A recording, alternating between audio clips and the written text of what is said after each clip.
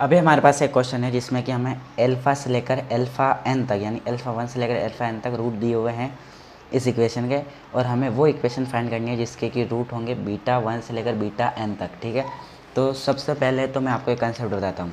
जैसे कि मान लीजिए आपके पास बी एक्स प्लस सी कोई भी इक्वेशन है, ये वाली, इसका रूट आपको दिया हुआ है एक्स इक्वल टू माइनस का बी अपॉन सी।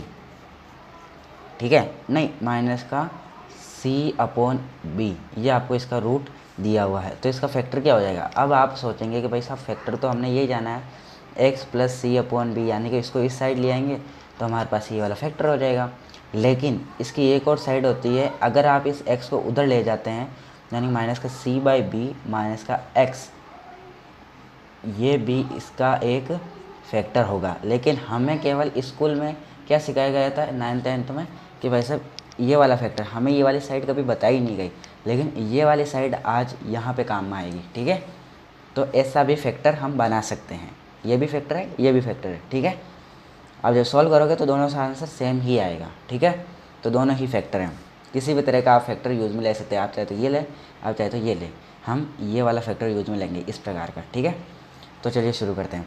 हमारे पास क्या दे रखा है कि भाई ये वाली इक्वेशन है। ठीक है, अब ये वाली इक्वेशन है तो इसके रूट क्या होंगे? ये वाले।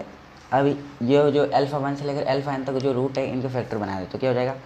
X minus alpha 1, X minus alpha 2 और एक्स माइनस अल्फ़ा एन।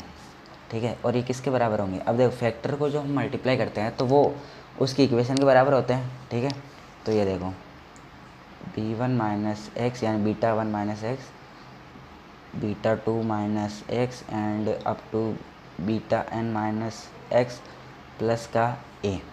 ठीक है, ये हो गया बराबर।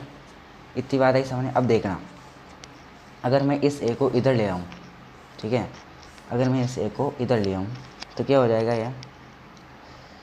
इस a को अगर मैं इधर ले आऊँ तो x minus alpha 1, X minus alpha 2, X minus alpha N minus का a इक्वल टू, अब क्या होगा आपके पास?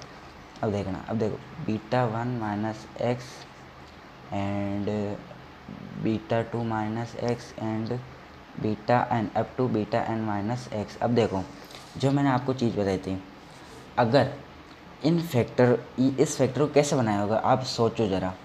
इस फैक्टर को बनाया होगा इन्होंने कि भाई बीटा 1 इधर था, इधर x था, तो इन्होंने x को, या x इक्वल टू बीटा 1 था, ये रूट था, तो इन्होंने कैसे बनाया होगा ये फैक्टर बनाया होगा इन्होंने बीटा 1 माइनस एक्स ऐसे करके।